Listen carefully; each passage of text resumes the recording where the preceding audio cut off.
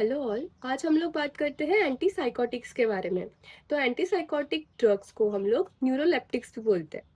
इनका यूज होता है शिजोफ्रेनिया, मीनिया, बाइपोलर डिसऑर्डर्स और सीवियर डिप्रेशन के केसेस में भी। तो देखते हैं एंटी साइकोटिक्स क्या होते हैं। So anti psychotics are used in the treatment of schizophrenia and other psychotic disorders like mania, bipolar disorders and in the cases of severe depression. अब ये हमारे दो टाइप के सिम्टम्स को कंट्रोल करने में हेल्प करता है। सबसे पहले हमारे positive symptoms and then the negative symptoms.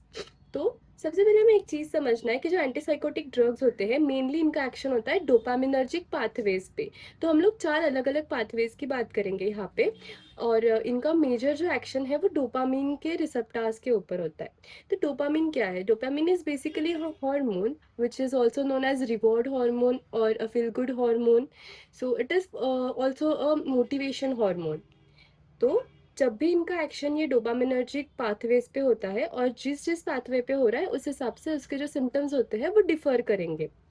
तो जब हम लोग पॉजिटिव सिम्टम्स की बात करते हैं तो पॉजिटिव सिम्टम्स के में जो हेलुसिनेशंस है, डिल्यूजन्स है, agitation, disorganise thinking, suspiciousness, abnormal behaviour, ये सारे हमारे पॉजिटिव सिम्टम्स है। ये हमें याद रखना है।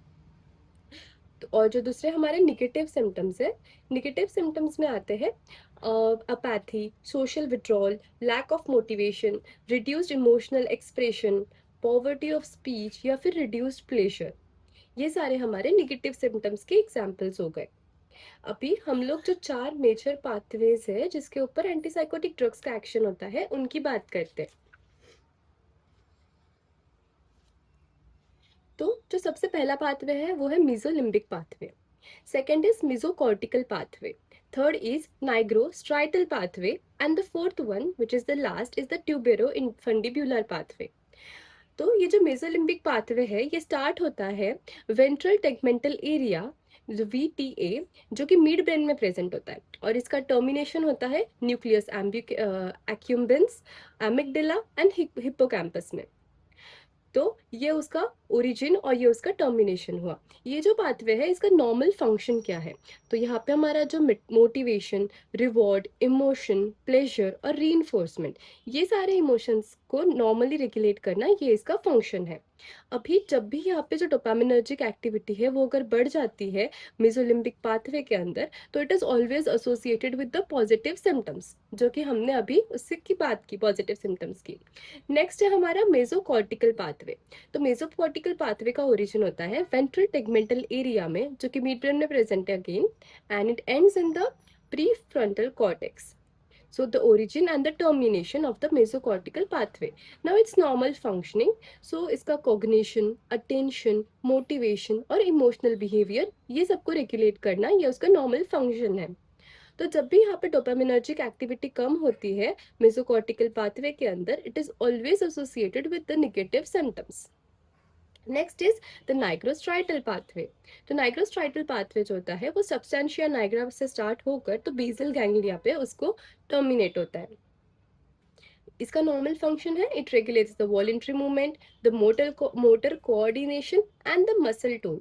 हमें ये सबके नॉर्मल फंक्शंस इसीलिए जानना है क्योंकि जो हमारे एंटीसाइकोटिक ड्रग्स है वो इन्हीं सारे पाथवेज को ब्लॉक करेंगे और उसी की वजह से हमें साइंस और सिम्टम्स देखने मिलेंगे।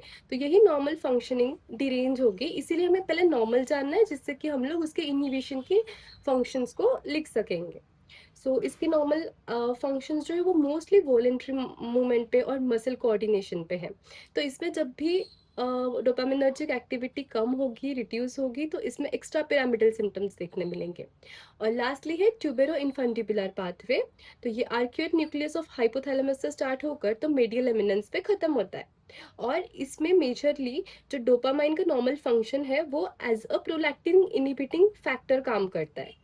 तो यहाँ पे जब भी डोपामिन अगर कम हुआ तो जो इनहिबिशन है प्रोलैक्टिन का वो भी कम हो जाता है और उसी की वजह से जो हमारा प्रोलैक्टिन है वो बढ़ जाता है। तो जो सारे सिम्टम्स प्रोलैक्टिन बढ़ने की वजह से दिखते हैं वो ट्यूबेरो इन्फेंडिबुलर पाथवे के इनहिबिशन की वजह से हमें देखने को मिलेंगे। तो ये होगा हमारा बेसिक ओवरव्यू। अभी हम लोग इनका और अच्छे से एक बार ओवरव्यू करते हैं। फर्स्ट है मेसोलिम्बिक पाथवे। तो यहाँ पे हम लोगों ने देखा कि डोपामाइन बढ़ जाता है, उसके वजह से जो पॉजिटिव सिम्टम्स आएंगे वो देखने को मिलेगा। And this can be controlled by the atypicals. So atypical drugs जो है हमारे, उससे हम लोग ये पाथवे को कंट्रोल कर सकते हैं, इसका इनिबिशन कर सकते हैं। Next is the mesocortical pathway. तो यहाँ पे क्या है कि due to the decrease dopamine जो है वो निगेटिव सिम्टम्स देखने को मिलते हैं। निगेटिव सिम्टम्स जैसे कि हम लोगों ने ऊपर बात की, apathy, social withdrawal, lack of motivation, ये सारे सिम्टम्स देखने मिलते हैं। अगेन यहाँ पे भी हम लोग अटिपिकल्स का यूज करते हैं प्रिस्क्रिप्शन के लिए। नेक्स्ट है हमारा नाइग्रोस्ट्राइटल ब्लॉकेट। तो ये ब्लॉक करने से जो डोपामिनर्जिक, यहाँ पे क्या होता है कि डोपामिनर्जिक लेवल्स जो है वो बढ़े हुए होते हैं, और जब हम लोग एंटीसाइकोटिक्स देते हैं तो उससे वो जो डोपामिनर्जिक लेवल्स है वो कम हो जाते हैं, जिससे कि पार्किंसनिज्म के सिम्टम्स, पार्किंसन लाइक सिम्टम्स और एक्स्ट्रा पिरामिडल जो सिंड्रोम के सिम्टम्स है वो हमें देखने को मिलते हैं। और जब भी डोपामिन बहुत बढ़ा हुआ होता है, that also leads to dyskinesia and tics. Next is tuberoinfundibular pathway. यहाँ पे अगर कुछ भी इश्यू है तो पहले तो इसका नॉर्मल मैकेनिज्म होता है प्रोलैक्टिन के सिक्रेशन को कंट्रोल करना। इनिशियली शिजोफ्रेनिया में क्या होता है कि डोपामिन्स होते हैं वो बढ़े हुए होते हैं, और जब हम उनको एंटी साइकोटिक ड्रग्स की हेल्प से ट्रीट करते हैं तो ये जो डोपामिन होते हैं ये कम हो जाएंगे। और फिर जब डोपामिन कम होता है तो जो प्रोलैक्टिन होते हैं वो बढ़ जाते हैं, क्योंकि उनका इन्वर्स रिलेशन है। जब भी डोपामिन कम होगा तो प्रोलैक्टिन्स जो है उनका लेवल बढ़ जाएगा। और हाइपर प्रोलैक्टिनेमिया की वजह से जितने सारे सिम्टम्स आते हैं, जैसे कि अमेनोरिया है, गायनेकोमेस्ट्रिया है या गैलेक्टोरिया है, वो सारे सिम्टम्स हमें ये वाले पाथवे के अफेक्शन की वजह से देखने को मिलेंगे। ये हो गए हमारे 4 मेजर पाथवेज जिसके थ्रू जो एंटीसाइकोटिक ड्रग्स है उनका हमें एक्शन देखना है। अभी डोपामिनर्जिक रिसेप्टार्स की अगर हम लोग बात करते हैं तो 5 टाइप के डोपामिनर्जिक रिसेप्टार्स होते हैं, D1 से लेके तो D5 तक, जिसमें हमारे लिए जो ज्यादा इंपॉर्टेंट है वो D1 एंड D2 है, जो कि मोस्ट वाइडली प्रेजेंट होते हैं। अब हम लोग बात करते हैं एंटीसाइकोटिक ड्रग्स के क्लासिफिकेशन की। तो first is that first generation, जिनको फर्स्ट जनरेशन एंटीसाइकोटिक्स भी बोलते हैं, FGAs, और इनको टिपिकल एंटीसाइकोटिक्स भी कहा जाता है। And second is the second generation, जिनको सेकंड जनरेशन एंटीसाइकोटिक्स बोलते हैं, या फिर अटिपिकल एंटीसाइकोटिक्स भी इन्हें कहा जाता है। तो फर्स्ट जनरेशन की बात करते हैं तो इनमें they are D2 dopamine receptor antagonist. तो स्पेसिफिकली इनका एक्शन होता है D2 डोपामाइन रिसेप्टर्स के ऊपर, and they are most effective for the positive symptoms but has higher risk of extra pyramidal syndrome. इसके एग्जांपल्स है haloperidol, thiothixene, thioridazine, chlorpromazine, trifluoperazine, fluphenazine, pimozide and loxapine. Now second generation जो है SGAs, इनका action होता है D2 dopamine receptors और उसके साथ साथ सेरोटोनिन रिसेप्टर्स पे, जो कि 5-HT2A है। Now these are better for negative symptoms, और इनमें जो एक्स्ट्रा पिरामिडल सिंड्रोम के इफेक्ट्स दिखते हैं वो भी काफी कम होते हैं, लेकिन इनमें जो मेटाबॉलिक साइड इफेक्ट्स है वो बहुत ज्यादा है, तो ये इनका साइड इफेक्ट है। तो इसके एग्जाम्पल्स में है क्लोजापाइन। अभी क्लोजापाइन का इंडिविजुअल जो साइड इफेक्ट है वो है अग्रैनुलोसाइटोसिस। इट इज वेरी इंपॉर्टेंट क्योंकि ये एज MCQ भी पूछ सकते हैं। देन रिस्पेरिडोन, इसका इफेक्ट है extra pyramidal syndrome along with that hyperprolactinemia. Then the next is aripiprazole, olanzapine and quetiapine.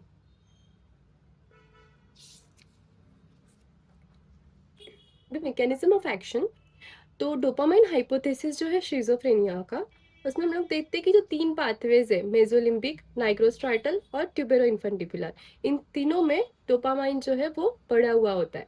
तो यहाँ पे जो ड्रग्स होते हैं हमारे, वो उसको कम करने का काम करते हैं। और ऑन द अदर हैंड जो मेसोकॉर्टिकल पाथवे है, इसमें डोपामाइन का एक्शन जो है वो कम होता है, तो इसमें हम लोग उसको, उसका जो ये है क्वांटिटी वो बढ़ाने का काम करते हैं। नाउ द रिसेप्टर एक्शन, तो जितने सारे हमारे एंटीसाइकोटिक ड्रग्स है ये वो बहुत सारे अलग अलग रिसेप्टार्स पे काम करते हैं। तो वो रिसेप्टार्स है 5 टाइप के। पहला है D2 receptor, second is 5-HT2A antagonist, मतलब जो सेरोटोनिन रिसेप्टार है उनको एंटेगोनाइज करते हैं। Muscarinic receptors, H1 blockade and alpha 1 blockade. तो जब इसका एक्शन होता है D2 रिसेप्टार के ऊपर, ये उसको ब्लॉक करके जो पॉजिटिव सिम्टम्स है उनको कम कर देता है। सेकेंड, उनका एक्शन जब सेरोटोनिन एंटागोनिस्ट की तरह होता है तब वो निगेटिव सिम्टम्स को इम्प्रूव करते हैं और एक्स्ट्रा पिरामिडल सिम्टम्स को भी कम करते हैं। थर्ड, जब इनका एक्शन है मस्किरेनिक M1 ब्लॉकेड पे as muscarinic M1 blockade it acts as anticholinergic और उनको एंटी कोलिनर्जिक इफेक्ट देखने को मिलता है। Then next is H1 blockade, तो यहाँ पे हिस्टामिनिक एंटागोनिस्ट की तरह वो काम करते हैं और इसमें सेडेशन और वेट गेन ये दो चीजें देखने को मिलती है। And when it acts as alpha 1 blockade then they are basically acting as the adrenergic antagonist और वो सारे सिम्टम्स हमें देखने को मिलेंगे। अभी हम लोग बात करते हैं फार्मेकोलॉजिकल इफेक्ट्स की। तो सेंट्रल नर्वस सिस्टम पे इनका क्या काम होता है, it acts as antipsychotic, it produces sedation and it has antiemetic effect. तो सेडेशन प्रोड्यूस करने वाला जो ड्रग इन पर्टिकुलर है वो है chlorpromazine and clozapine. Next is the endocrine effect. Endocrine effect में ये प्रोड्यूस करते हैं हाइपरप्रोलैक्टिनेमिया। तो हाइपरप्रोलैक्टिनेमिया के जो सिम्टम्स है वो है galactorrhoea, gynaecomastia and menstrual irregularities. Autonomic effects जब ये प्रोड्यूस करेंगे तो उसमें है एंटीकोलिनर्जिक इफेक्ट्स, जिसमें आता है constipation, dry mouth, blurred vision. Then weight gain, तो वेट गेन के लिए स्पेसिफिक जो ड्रग्स है वो है ओलेंजापाइन एंड क्लोजापाइन।